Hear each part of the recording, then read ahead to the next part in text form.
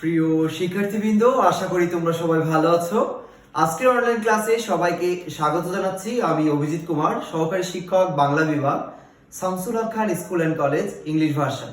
আজকে তোমাদের সাথে চতুর্থ শ্রেণীর ক্লাসটা নিয়ে হাজির হয়েছি এবং বিষয় হবে বাংলা।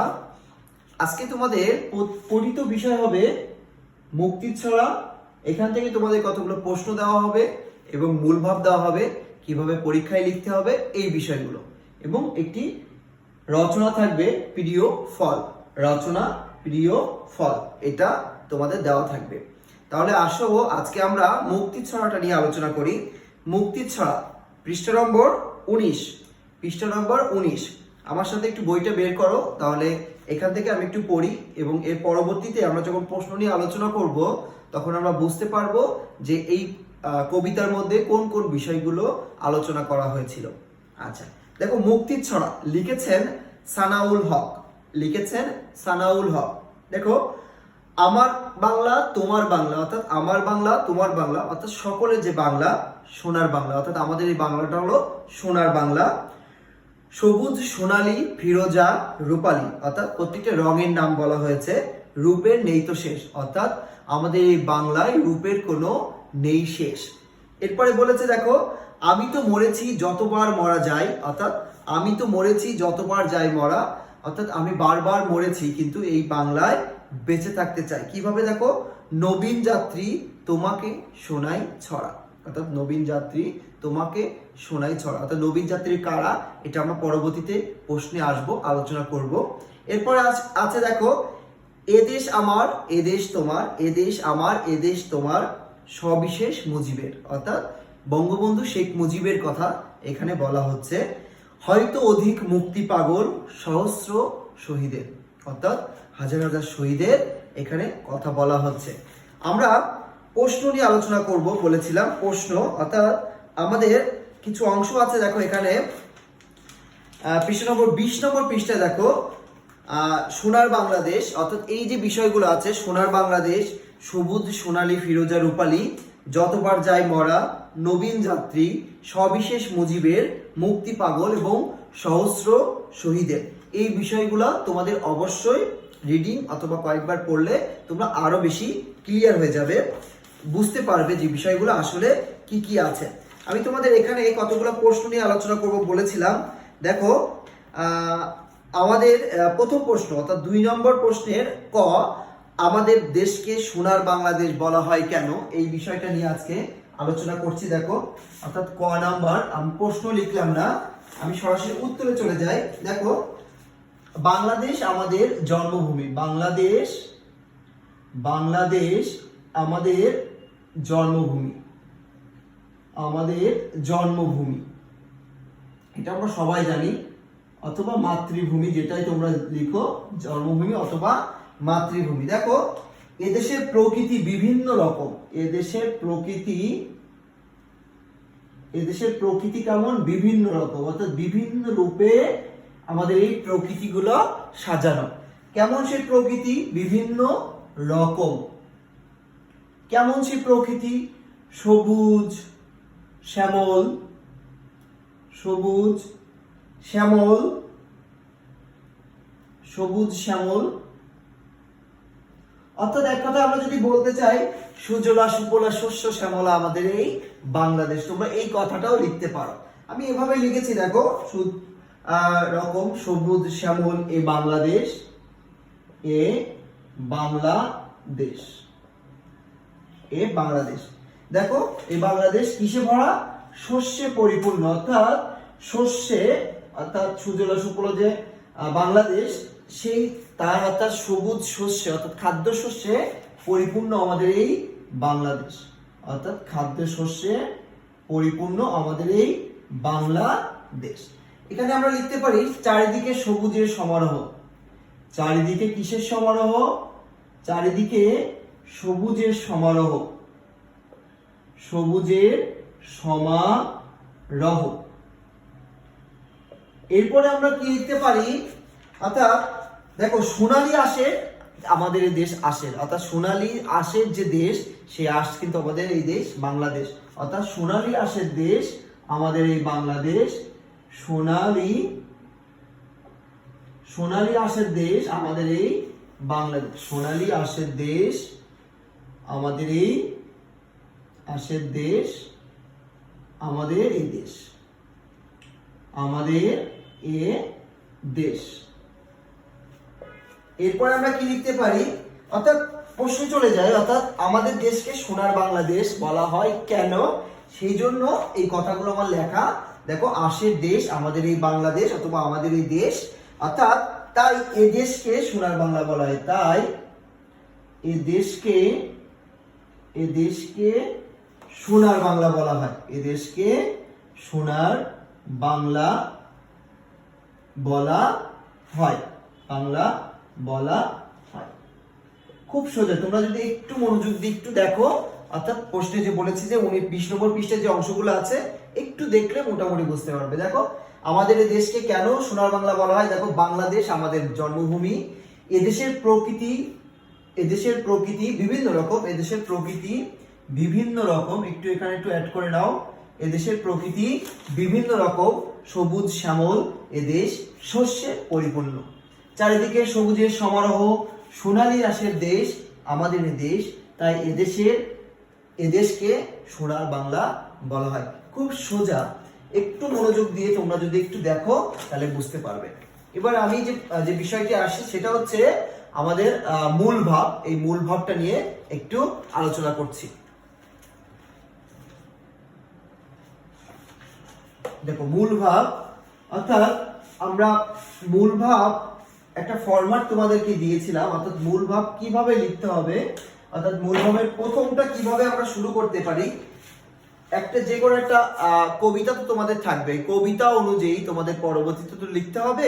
এই জন্য প্রত্যেকটা কবিতার ফরম্যাটে তোমরা এমন করে লিখতে পারো যে আলোচ্য কবিতা অংশটুকু, অর্থাৎ আলোচ্য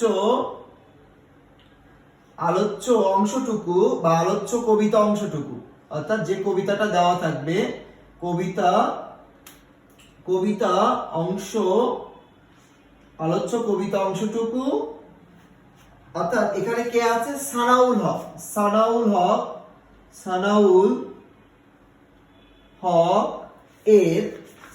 হকের মুক্তির ছড়া কবিতা থেকে নেওয়া হয়েছে। মুক্তির ছড়া কবিতা থেকে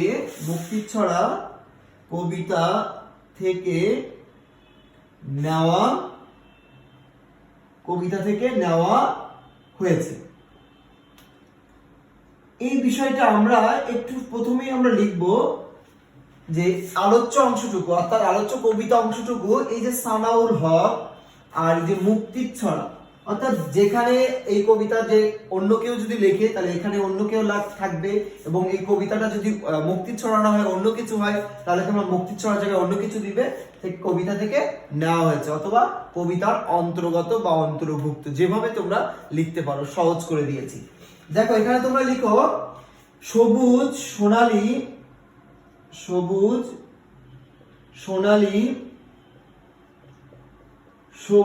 সোনালী ফিরোজা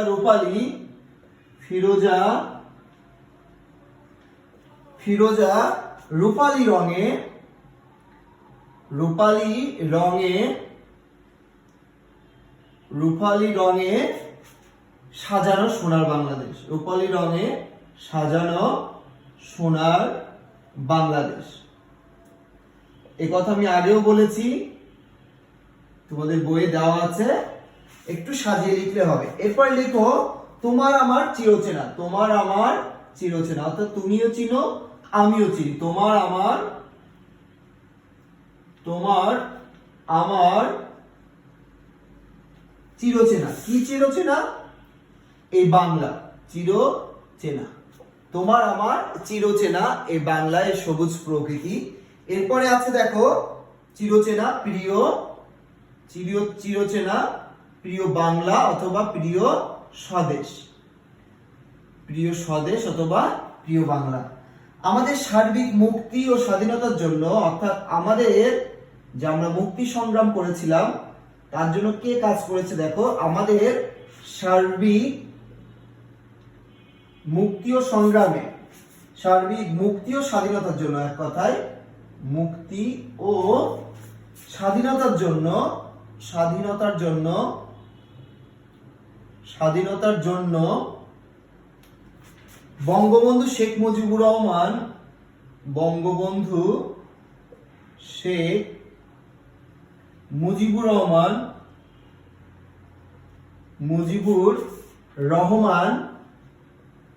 রহমান কি করেছেন? নেতৃত্ব দেন।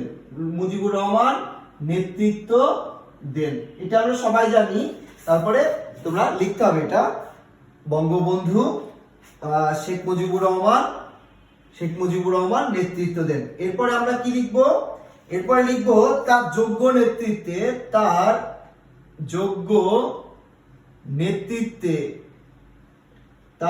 নেতৃত্বে কি হয়? মুক্তি পাগল লাখো জনতা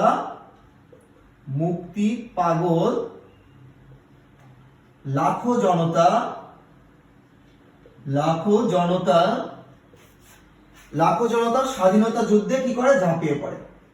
স্বাধীনতা যুদ্ধে ঝাঁপিয়ে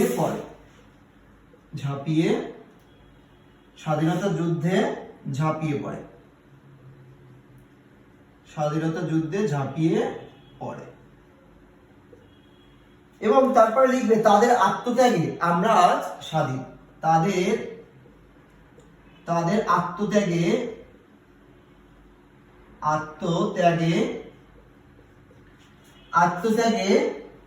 আমরা আজ স্বাধীন। আমরা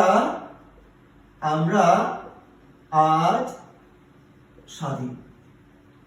কাদের আত্মত্যাগে তোমরা জানো, অর্থাৎ যারা দেশের জন্য জীবন দিয়েছেন, অর্থাৎ দেশের জন্য যুদ্ধ করেছেন, তাদের আত্মত্যাগে আজকে আমাদের এই বাংলা, অর্থাৎ আমাদের এই সোনার বাংলা। দেখো একটু আমি প্রথম থেকে আসি। আলোচ্য কবিতা অংশটুকু সানাউল হকের মুক্তির ছড়া কবিতা থেকে নেওয়া হয়েছে, অর্থাৎ এই ফরম্যাটটা সব জায়গায় তোমরা ব্যবহার করতে পারবে। এরপরে আছে দেখো সবুজ সোনালী ফিরোজার রূপালী রঙে সাজানো সোনার এই বাংলাদেশ, অর্থাৎ সোনার বাংলাদেশ। তোমার আমার চিরচেনা প্রিয় স্বদেশ, আমাদের সার্বিক মুক্তি ও স্বাধীনতার জন্য বঙ্গবন্ধু শেখ মুজিবুর রহমান নেতৃত্ব দেন। তার যোগ্য নেতৃত্বে মুক্তি পাগল লাখো জনতা স্বাধীনতা যুদ্ধে ঝাঁপিয়ে পড়ে। তাদের আত্মত্যাগে আমরা আজ স্বাধীন। অর্থাৎ এই প্রশ্নটার জন্য টোটাল আমাদের 5 মার্ক থাকে, অর্থাৎ তোমার মূলভাবে 5টি মার্ক থাকে। এই 5টি মার্ক আমরা কিভাবে ক্যারি করব, অর্থাৎ অবশ্যই 5টি বাক্য লিখতে হবে। সবসময় চিন্তা ভাবনা করবে যে এখান থেকে যে এই পর্যন্ত এই লাইনটাকে বাদ দিয়ে 5টা লাইন চিন্তা ভাবনা করবে লেখার, তাহলে নাম্বারটা পাইতে খুব সুবিধা হবে তোমাদের। এরপরে আমি বলেছিলাম যে আরেকটি অংশ তোমাদের লেখাবো, অর্থাৎ এখানে যে কোশ্চেনগুলো আছে এই কোশ্চেন থেকে আরেকটি কিছু অংশ তোমাদের দেখাই। দেখো তাহলে আশা করি এই বিষয়টা তোমরা এখান থেকে লিখতে পেরেছো। আমি কিছু অংশ আরো কিছু দেখাচ্ছি, যেরকম নবীন যাত্রী কারা, তারপরে মুক্তি পাগল কারা, এই বিষয়গুলো একটু দেখাচ্ছি। অর্থাৎ তোমাদের যে 1 মার্কের কোশ্চেন, অর্থাৎ 1 মার্কের বলতে ক নম্বর কোশ্চেনে থাকে, সেখানে 2 মার্কসের কোশ্চেন থাকে, 2টি বাক্যে লিখো। এই বিষয়টা একটু ধারণা দেওয়ার জন্য দেখো, আশা করি আমি এটা মুছে দিচ্ছি, তোমরা আশা করি তুলে ফেলেছো। হ্যাঁ, এরপরে দেখো মুক্তি পাগল কারা, যদি এমন প্রশ্ন আসে যে মুক্তি পাগল কারা, 2টি বাক্যে লিখো। হ্যাঁ, লিখে দিচ্ছি, তোমরা তোমাদের মতো সুন্দর করে পড়ে নিবে।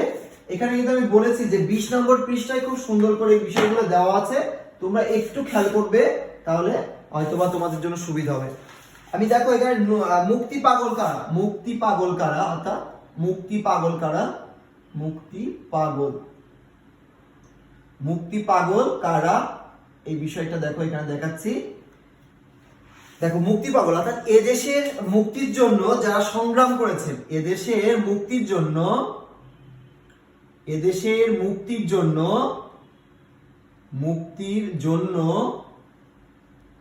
যারা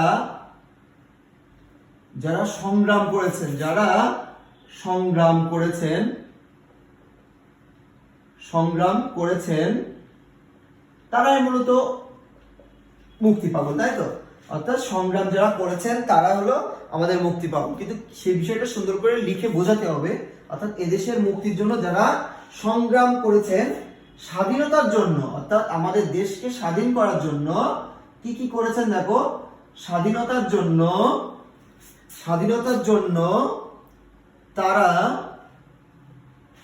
তারা অধীর ছিলেন। তারা কি ছিলেন? অধীর ছিলেন, অধীর আগ্রহে অপেক্ষা করছিলেন, অধীর ছিলেন।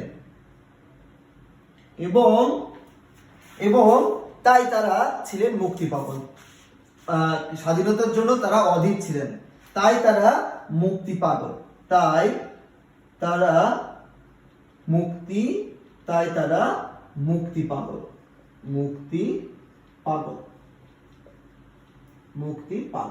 অর্থাৎ এই যে 2 মার্কসের যে কোশ্চেন গুলো থাকবে, অর্থাৎ কয়ে যে 2 নম্বরের জন্য থাকবে, অর্থাৎ তোমরা এটা লিখলেই তোমরা নাম্বারটা পাবে। এরপরে দেখো নবীন যাত্রী কারা? নবীন যাত্রী তোমাদের বইয়ে দেওয়া আছে, নবীন যাত্রী কারা। তবু আমি সুন্দর করে লিখে দিচ্ছি, দেখো তোমরা একটু লিখে নাও, নবীন যাত্রী কারা। দেখো নবীন, অর্থাৎ নবীন বলতে কি বোঝায়? ছোট বোঝায়। অর্থাৎ দেখো নবীন যাত্রী মানে নতুন যাত্রী, অর্থাৎ নবীন মানে নতুন, যারা একদম নতুন। নবীন যাত্রী মানে নতুন যাত্রী, নতুন যাত্রী। কিসের নতুন যাত্রী সেটা আমরা আসছি, দেখো নতুন যাত্রী। দেখো নতুন যুগের শিশুরা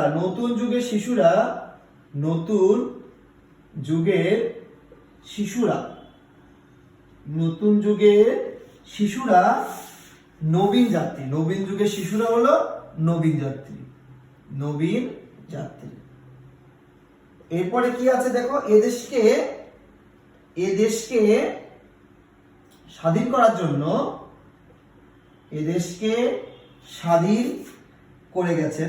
যারা স্বাধীন করে গেছেন, অর্থাৎ এদেশকে যারা স্বাধীন করে গেছেন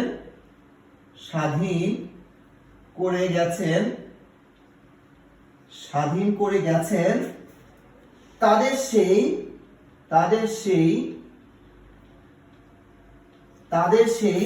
স্বাধীনতা